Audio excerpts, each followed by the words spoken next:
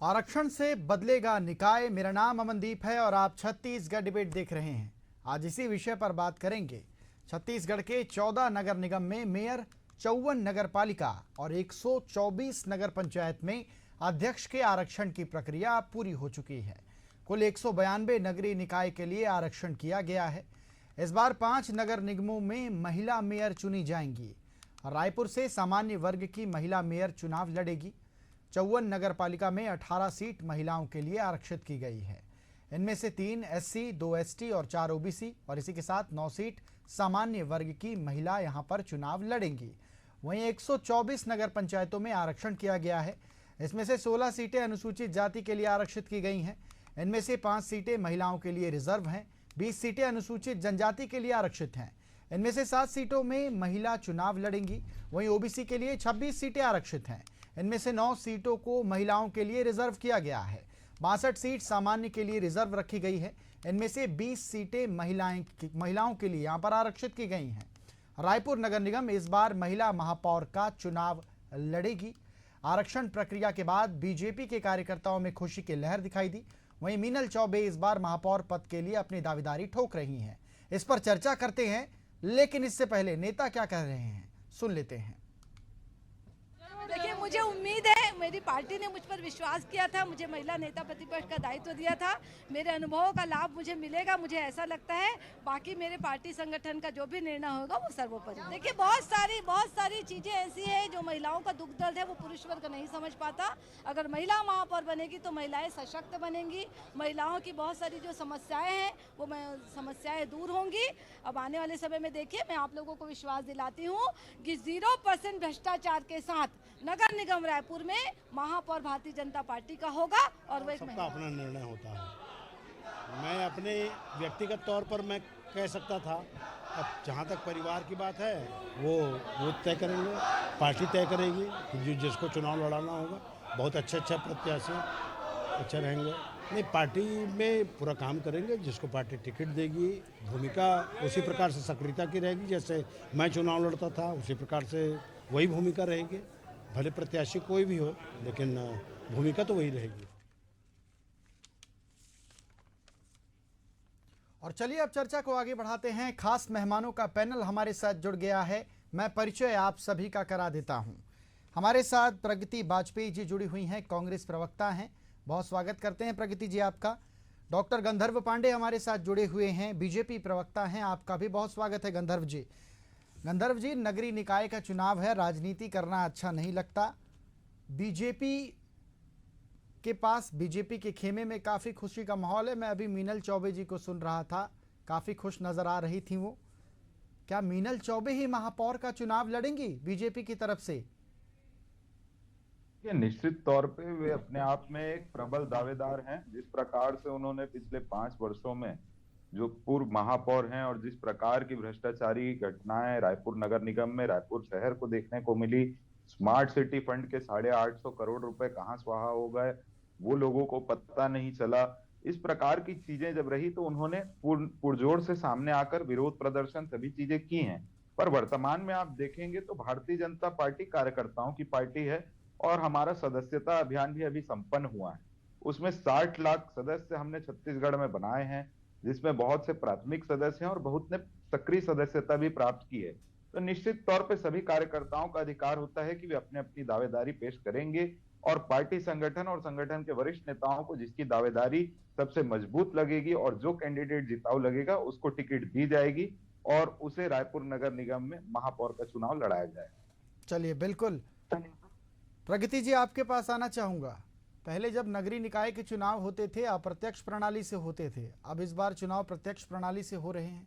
कांग्रेस के लिए कितनी बड़ी चुनौती, क्योंकि आपकी सरकार में जब पिछली बार भूपेश बघेल जी की सरकार थी तो आप लोगों ने संशोधन किया था और अब जो नगरीय निकाय के चुनाव हैं अब वो प्रत्यक्ष प्रणाली से होने हैं और जितना भी आरक्षण अभी हुआ 50% आरक्षण, आरक्षित सीटें हैं। कैसे देखती हैं आप, और कांग्रेस के लिए क्या ये चुनौती है और इस चुनौती का आप कैसे सामना करेंगे? क्योंकि मुझे नहीं लगता कि कांग्रेस ये चाह रही थी कि चुनाव प्रत्यक्ष प्रणाली से हो। इसका विरोध किया था डॉक्टर शिव कुमार डहरिया ने। जी अमनदीप जी, चुनाव प्रत्यक्ष प्रणाली से हुए चाहे अप्रत्यक्ष प्रणाली से हो, जनता पहले पिछले बार जब माननीय भूपेश बघेल जी की सरकार थी तब पार्षदों ने महापौर चुना, उन पार्षदों ने जिन्हें जनता ने पार्षद बनाया था और उन पार्षदों ने महापौर चुना। अब जनता पार्षद और महापौर खुद चुनेगी। तो कांग्रेस किसी भी चुनाव से दूर नहीं है, किसी भी चुनाव से डर नहीं रही है।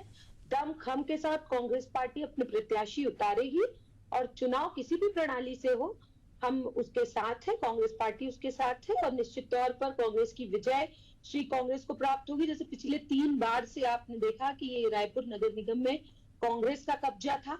पिछला कार्यकाल जब प्रमोद दुबे जी का कार्यकाल था, प्रमोद दुबे जी महापौर थे, आपको ज्ञात होगा, स्मार्ट सिटी लागू हुई थी, तो सबसे ज्यादा कार्य भाजपा की सरकार रहते हुए भी उस समय पे हुए जब प्रमोद दुबे जी महापौर थे और रायपुर सिटी को स्मार्ट सिटी का दर्जा प्राप्त हुआ।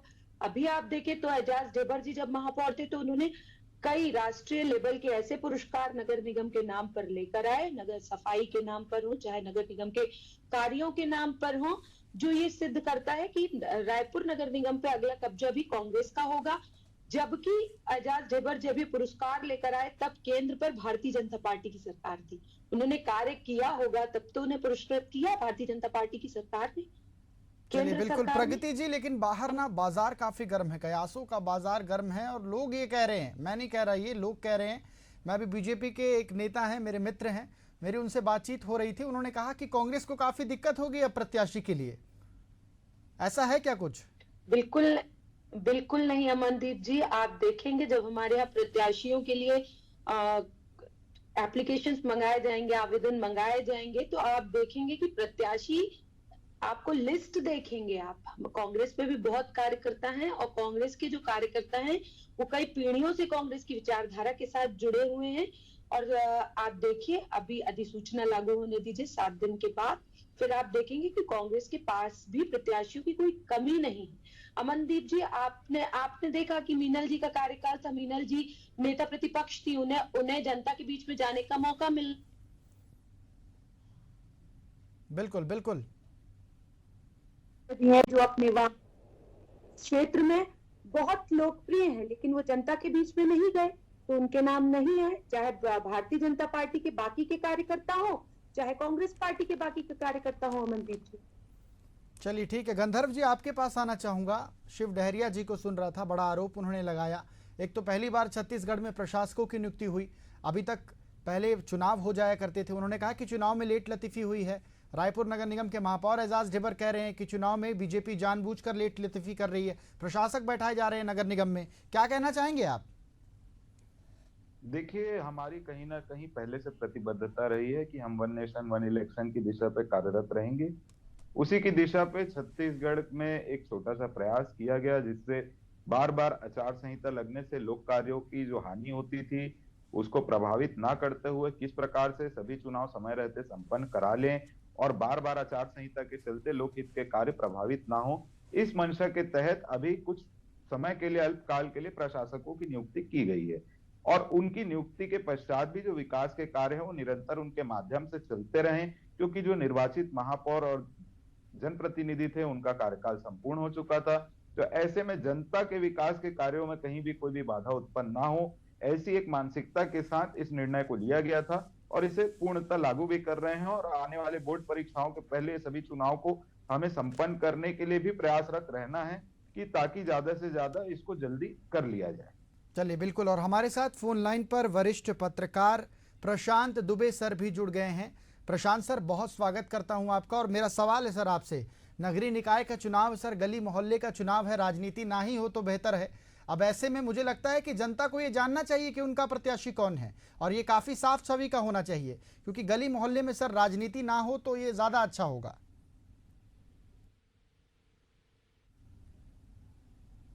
सर आप मुझे सुन पा रहे हैं? चलिए, उनसे संपर्क नहीं हो पा रहा है। मैं वापस प्रगति जी आपके पास आना चाहूँगा। चुनौती की बात लगातार भारतीय जनता पार्टी करती है कि आपको काफ़ी कठिनाई होगी। अभी महापौर का कार्यकाल अभी खत्म हुआ, प्रशासकों की नियुक्ति हो गई, अभी तक अब जो कलेक्टर हैं वो नगर निगम की जिम्मेदारी संभाल रहे हैं जब तक चुनाव नहीं हो जाते।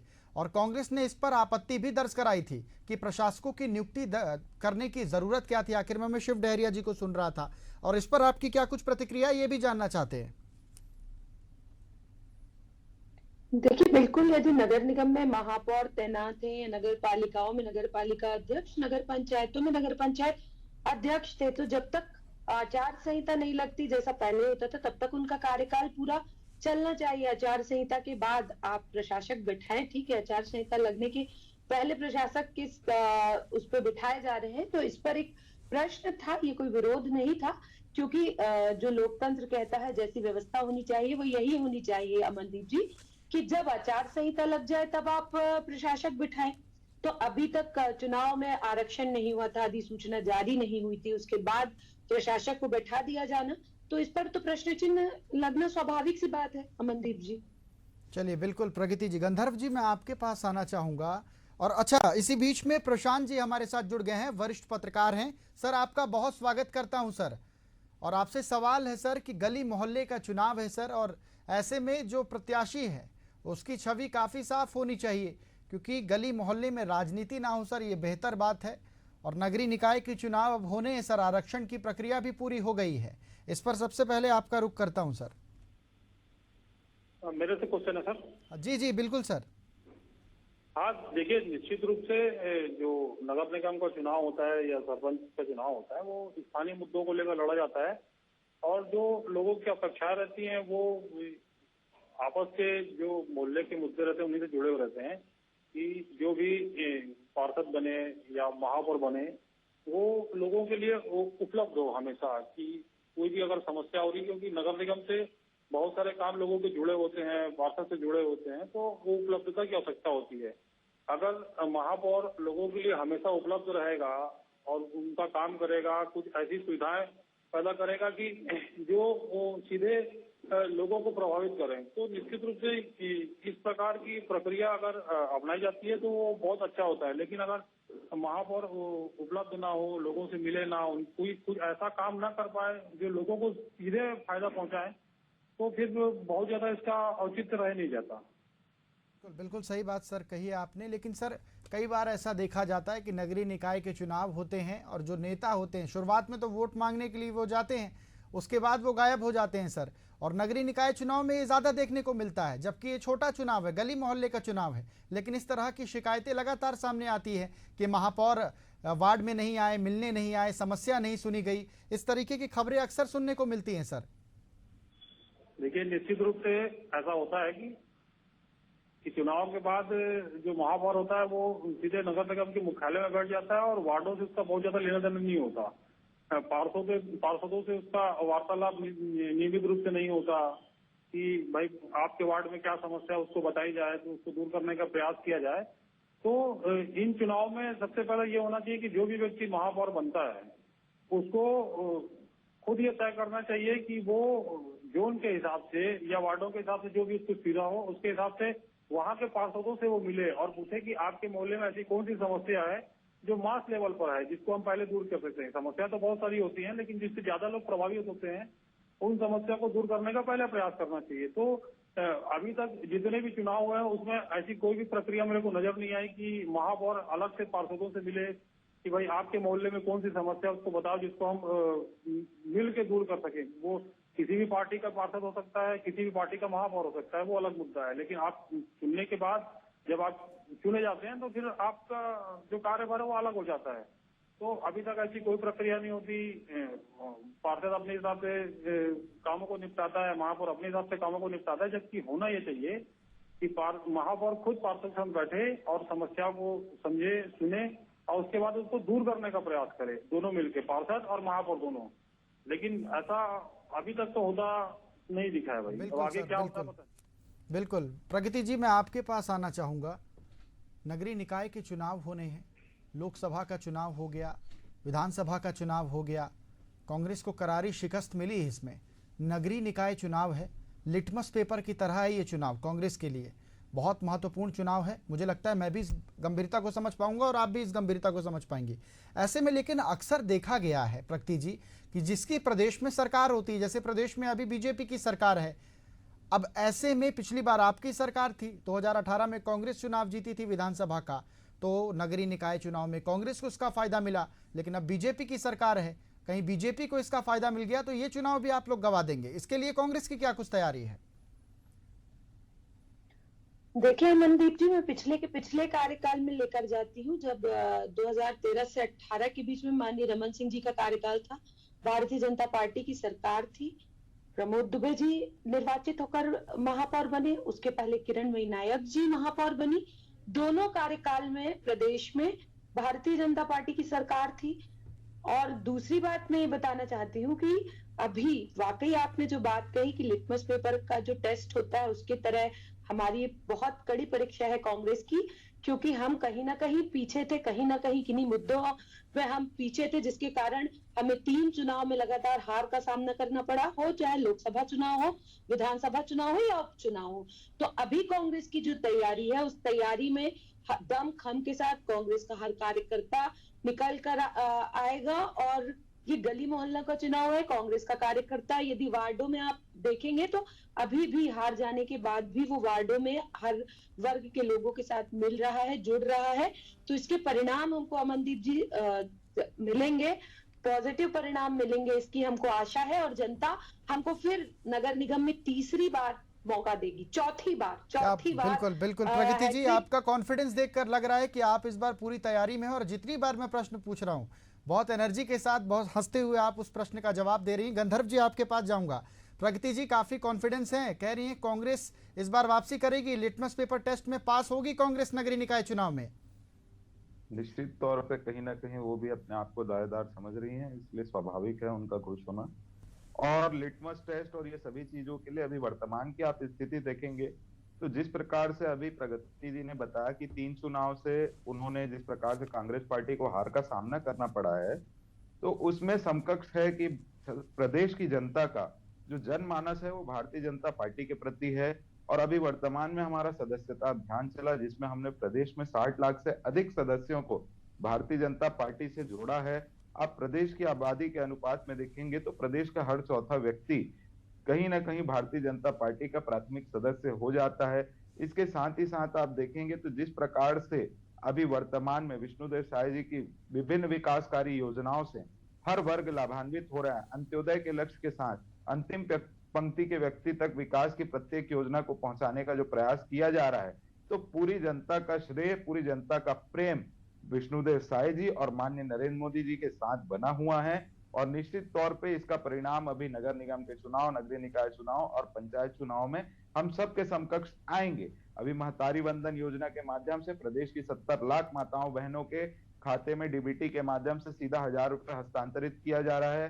पूर्व में जो युवाओं से वादा किया गया था कि सीबीआई जांच कराएंगे पीएससी भर्ती घोटाले की, तो सीबीआई की कार्रवाई हो रही है। उस समय के अधिकारी पूर्व मुख्यमंत्री जी के निज सचिव सामान सिंह सोनवानी जी अभी जेल की हवा खा रहे हैं। आप जब देखेंगे कि रोजगार की बात की गई थी तो साल भर के अंदर 10,000 से अधिक रोजगार छत्तीसगढ़ के युवाओं को विभिन्न अलग अलग माध्यमों से पहुंचाया गया है, दिलवाया गया है।